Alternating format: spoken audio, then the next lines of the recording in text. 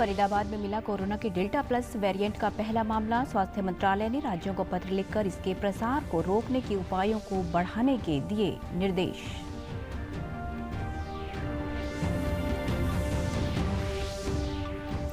Corona मरीजों के उपचार में खर्च होने वाली राशि पर टैक्स में मिलेगी छूट। 30 सितंबर तक बढ़ाई गई आधार कार्ड और पैन कार्ड को जोड़ने की अवधि।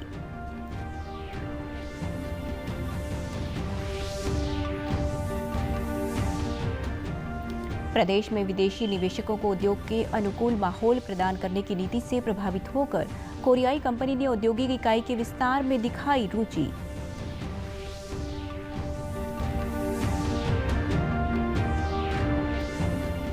और अंतर्राष्ट्रीय नशा निषेध दिवस पर प्रदेश भर में निकाली गई साइकिल रैलियां। युवाओं से नशे से दूर रहने का किया आह्वान। नमस्कार, मैं सारिका शर्मा। अब समाचार विस्तार से। देश में कोरोना वायरस के डेल्टा प्लस वेरिएंट को फैलने से रोकने के लिए केंद्रीय स्वास्थ्य सचिव राजेश भूषण ने हरियाणा सहित 8 राज्यों के मुख्य सचिवों को पत्र लिखकर इस वेरिएंट के प्रसार को रोकने के उपायों को बढ़ाने का निर्देश दिया है। स्वास्थ्य सचिव ने इन राज्यों से प्रभावित जिलों और समूहों में तत्काल रोकथाम के उपाय करने के निर्देश दिए हैं, जिसमें भीड़ को रोकने सहित लोगों को आपस में मिलने, व्यापक परीक्षण और शीघ्र जांच सहित प्राथमिकता के आधार पर टीकाकरण शामिल हैं। सचिव ने उन्हें ये सुनिश्चित करने के लिए कहा कि सक्रिय मरीजों के पर्याप्त नमूने तुरंत प्रयोगशालाओं में भेजे जाएं, जिससे नैदानिक महामारी विज्ञान संबंधी सच्चाई जानी जा सके। फरीदाबाद के ईएसआईसी मेडिकल कॉलेज में कोरोना के डेल्टा प्लस वेरिएंट का पहला केस मिला है। जिला प्रशासन और स्वास्थ्य विभाग ने मरीज के संपर्क में आने वाले लोगों की तलाश शुरू कर दी है। मेडिकल कॉलेज के deputy dean doctor A K. Pandey ने बताया कि कल शाम को इस केस की पहचान होने के बाद जिला प्रशासन के साथ स्वास्थ्य विभाग के अतिरिक्त मुख्य सचिव को भी सूचित किया गया है। जिला प्रशासन ये जांच करेगा कि डेल्टा प्लस वेरिएंट का ये मरीज किन किन लोगों के संपर्क में आया है। उन्होंने मरीज की पहचान बताने से इनकार करते हुए कहा कि ये नहीं बताया जा सकता है और ये कॉन्फिडेंशियल है। उन्होंने बताया कि कोरोना पॉजिटिव आने पर रैंडम सैंपलिंग करके जीनोम टेस्टिंग करवाते हैं। इसके अलावा जिन लोगों को दोनों वैक्सीन लग चुकी है, उसके बाद भी वह अगर पॉजिटिव आते हैं तो उन लोगों की भी टेस्टिंग कराई जाती है। उसी के बाद डेल्टा प्लस वेरिएंट का खुलासा हो पाता है। डॉक्टर पांडे ने बताया कि ये काफ़ी खतरनाक है और इससे बचने के लिए एहतियात रखना ज़रूरी है। WHO ने डिक्लेयर किया VOC। इसकी रीजन क्यों ये वेरिएंट्स ऑफ कंसर्न है, क्योंकि ये हाईली इन्फेक्टिव है, ये बहुत ज़्यादा ट्रांसमिस और फास्ट। डेल्टा वेरिएंट ऑलरेडी था, ये उससे भी फास्ट स्प्रेड करता है। तो थोड़ा सा लोगों को सचेत रहने की ज़रूरत है, क्योंकि इंडिया में भी ये अराउंड 50+ केसेज आ चुके हैं, ज़्यादा ही आ चुके हैं। और ये डेफिनेटली हरियाणा में इसकी अभी फर्स्ट एंट्री हुई है, जो AY1 इसको बोलते हैं हम लोग, जो डेल्टा प्लस वेरिएंट है। ये होल जीनोम सीक्वेंसिंग के बाद पता चलता है। प्रधानमंत्री नरेंद्र मोदी कल सुबह 11 बजे आकाशवाणी से मन की बात कार्यक्रम में अपने विचार साझा करेंगे। आकाशवाणी और दूरदर्शन के समूचे नेटवर्क पर इसका प्रसारण होगा। प्रधानमंत्री कार्यालय और सूचना और प्रसारण मंत्रालय के YouTube चैनलों पर भी इसका प्रसारण होगा। हिंदी में प्रसारण के तुरंत बाद मन की बात कार्यक्रम का क्षेत्रीय भाषाओं में भी प्रसारण होगा। क्षेत्रीय भाषाओं में कार्यक्रम रात 8 बजे दोबारा सुना जा सकेगा। देश में कोरोना मरीजों की मदद के लिए वित्त राज्य मंत्री अनुराग ठाकुर ने कहा कि जो भी व्यक्ति कोरोना मरीजों के इलाज के लिए भुगतान करेगा, उन्हें टैक्स में छूट दी जाएगी। Concession for payments towards COVID-19 treatment or death. Amount paid for the medical treatment to an employee by an employer or to any person by any other person on account of the treatment of COVID for the financial year 1920 and subsequent year would not be taxed in the hands of the employee or any person receiving the benefit. Ex gratia payment by an employer to an employee's family or by any person to any other person's family on the death of the employee or any other person on the account of COVID for the financial year 1920 or subsequent year would be exempt from tax. Ex gratia payment from any other person is to be restricted to rupees 10 lakh. इसके अलावा आयकर दाता को आवासीय मकान में निवेश करने पर भी कर छूट का लाभ 3 महीने से अधिक अवधि के लिए बढ़ा दिया गया है। अनुराग ठाकुर ने कहा कि पैन नंबर और आधार कार्ड को जोड़ने की अवधि 30 सितंबर और विवाद से विश्वास के तहत ब्याज मुक्त भुगतान की अवधि भी 31 अगस्त तक बढ़ाई गई है। वित्त राज्य मंत्री ने कहा कि टीडीएस स्टेटमेंट जमा करने की तिथि 30 जून से बढ़ाकर 15 जुलाई, जबकि कर छूट प्रमाण और विदेशी मुद्रा प्राप्ति प्रमाण पत्र जारी करने की तिथि 15 जुलाई से 31 जुलाई कर दी गई है। विदेशी निवेशकों को उद्योग के अनुकूल माहौल प्रदान करके निवेश आकर्षित करने की राज्य सरकार की नीति से प्रभावित होकर कोरियाई कंपनी ने प्रदेश में औद्योगिक इकाई के विस्तार में रुचि दिखाई है।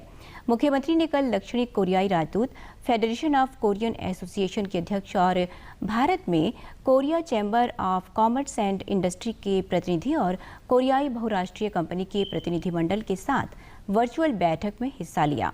इस अवसर पर मुख्यमंत्री ने कहा कि हरियाणा में उद्योग स्थापित करने के लिए सिंगल विंडो सिस्टम बनाया गया है, जिस पर सभी तरह की स्वीकृति आसानी से मिल जाती है। बैठक में दक्षिणी कोरिया के राजदूत शिन बोंगकिल ने कहा कि ईज ऑफ डूइंग बिजनेस और ईज ऑफ लिविंग इंडेक्स में हरियाणा बेहतर प्रदर्शन कर रहा है। उन्होंने कहा कि हरियाणा वैश्विक निवेशकों के पसंदीदा स्थलों में से एक है। अंतर्राष्ट्रीय नशा निषेध दिवस पर नशीली दवाओं के सेवन और अवैध तस्करी के खिलाफ हिसार पुलिस ने आज जागरूकता अभियान चलाया। इस दौरान युवाओं ने साइकिल रैली निकालकर समाज को नशे से दूर रहने का संदेश दिया। पुलिस अधीक्षक बलवान सिंह राणा और पूर्व क्रिकेटर जोगेंद्र शर्मा ने इस दौरान नशे के दुष्प्रभाव के बारे में आमजन को जानकारी दी। पुलिस अधीक्षक ने बताया कि ड्रग्स पर तथ्य साझा कर जीवन बचाएं थीम पर हिसार पुलिस 1 सप्ताह तक विशेष अभियान चलाकर लोगों को नशीली दवाओं के सेवन और अवैध तस्करी के खिलाफ जागरूक करेगी। घूमने फिरने वाले जो लोग हैं उनके साथ हमने संवाद कायम करने का प्रयास किया है और ये एक मैसेज देने का प्रयास किया है कि ड्रग के क्या इफेक्ट्स हैं, उसके बारे में हम इंफॉर्मेशन शेयर करें एक दूसरे के साथ में, तभी जाकर के ये संदेश जो है जन जन तक पहुँच पाएगा। और इस ड्रग अब्यूज़ जो है, ड्रग के लेने के क्या नुकसान हैं, किस प्रकार से वो परिवार को, समाज को तोड़ रहा है, किस प्रकार से क्राइम को जो है बढ़ा रहा है ड्रग, तो उसके बारे में जानकारी लोगों तक पहुंच पाएगी। आज 26 जून है और आज इंटरनेशनल ड्रग डे है। तो मैंने देखा अभी हमारे काफ़ी युवा जो हैं नशे की चपेट में आ रहे हैं, जैसे चिट्टा है या मेडिकली कोई इंजेक्शन से जो नशा करते हैं। और मैं इन सब लोगों को यही मैसेज देना चाहता हूँ दोस्तों कि ये जो नशा है ये हर चीज़ को ख़त्म कर देता है, शरीर को ख़त्म कर देता है, फाइनेंशियली तौर पर काफ़ी मार करता है। तो मैं आप लोगों और पूरे युवा साथियों जो नशा करने वाले हैं उनको यही संदेश देना चाहूँगा कि नशे से दूर रहें। युवाओं ने बताया कि साइकिल रैली से लोगों को नशे से दूर रहने का संदेश दिया है।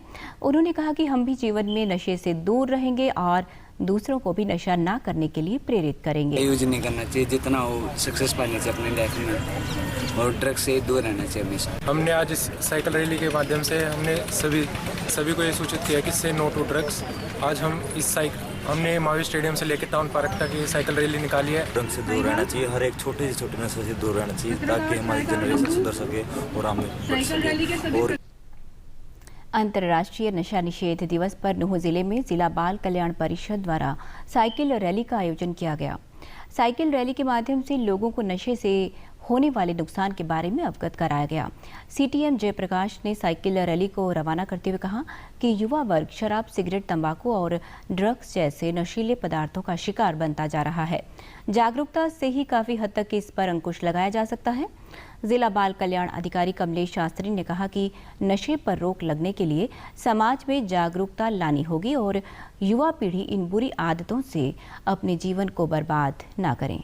एग्जाम्पल, मार्केट में किसी के हाथ में सिगरेट है और आपकी एक साइकिल देख ले, उसी टाइम वो सिगरेट नहीं चाहिए। इतना मोटिवेशन आप लोगों ने फैलाना है। ये नशा मुक्ति के लिए केवल जागरूकता ही इसका एकमात्र उपाय है। समाज को नशे से दूर रहना चाहिए और नशा एक वो बीमारी है, इसके कारण एक घर नहीं पूरा परिवार, पूरे समाज में व्यसन फैलता है। इसलिए मैं सभी को यह संदेश देता हूं कि नशा से दूर रह करके अपने परिवार को, आगे समाज को दिशा दें।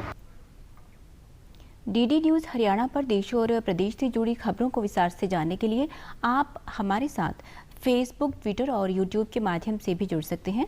हमसे जुड़ने के लिए आप हमारे सोशल मीडिया हैंडल को भी फॉलो कर सकते हैं। अब आप अपने मोबाइल फ़ोन से QR कोड स्कैन कर हमारे यूट्यूब चैनल पर सीधे पहुंच सकते हैं। प्रदेश के कृषि एवं किसान कल्याण मंत्री JP दलाल ने कहा कि किसानों की आय बढ़ाने के लिए बागबानी विविधीकरण पर जोर दिया जाए, जिससे वे कम लागत में फल और सब्जियां उगाकर अधिक मुनाफा कमा सकें। बागबानी विभाग के अधिकारियों की समीक्षा बैठक में कृषि मंत्री ने कहा कि ऐसे गांवों जिनका रुझान बागबानी की तरफ नहीं है, इन गांवों को बागबानी की तरफ अग्रसर करने के लिए प्रयास किए जाएंगे।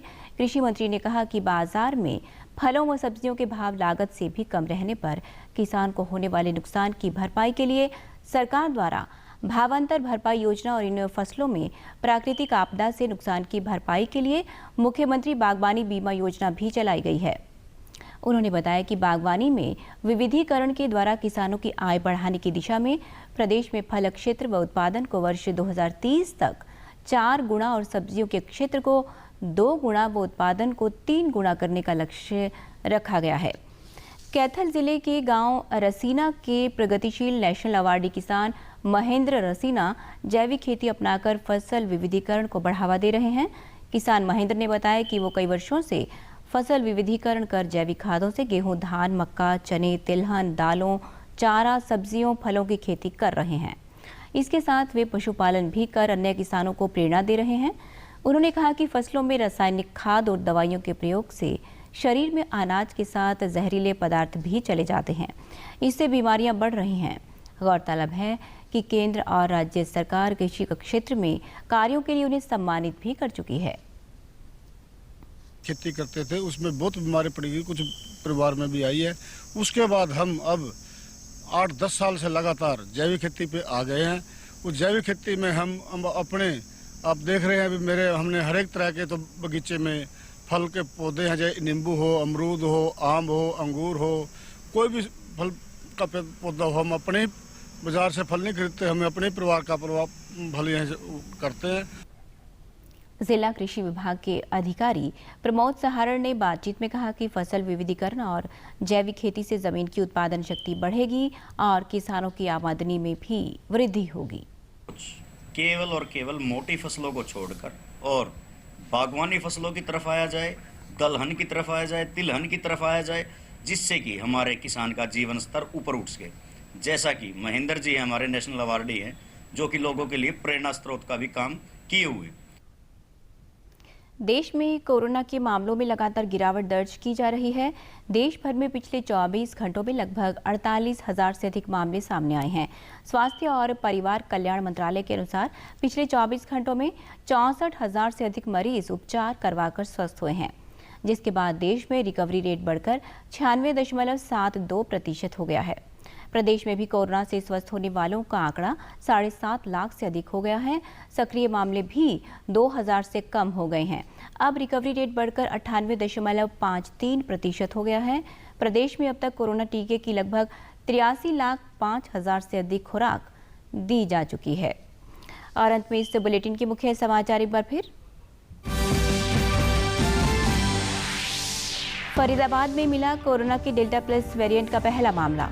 स्वास्थ्य मंत्रालय ने राज्यों को पत्र लिखकर इसके प्रसार को रोकने के उपायों को बढ़ाने के दिए निर्देश।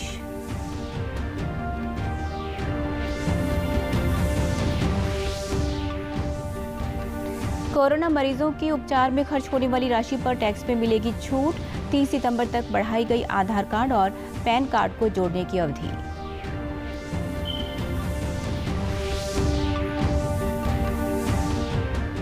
प्रदेश में विदेशी निवेशकों को उद्योग के अनुकूल माहौल प्रदान करने की नीति से प्रभावित होकर कोरियाई कंपनी ने औद्योगिक इकाई के विस्तार में दिखाई रुचि।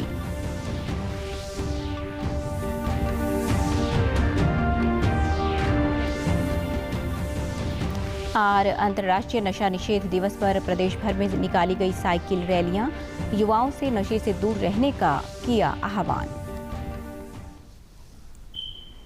सभी दर्शकों से अपील है कि आप जब भी घर से बाहर निकलें तब मास्क जरूर पहनें। 2 गज की दूरी बनाए रखें और एक नियमित अंतराल पर अपने हाथ धोते रहें। और अगर आप पात्र हैं तो टीकाकरण अवश्य करवाएं, तभी आप कोरोना महामारी से बच सकते हैं। आज के बुलेटिन में बस इतना ही। नमस्कार।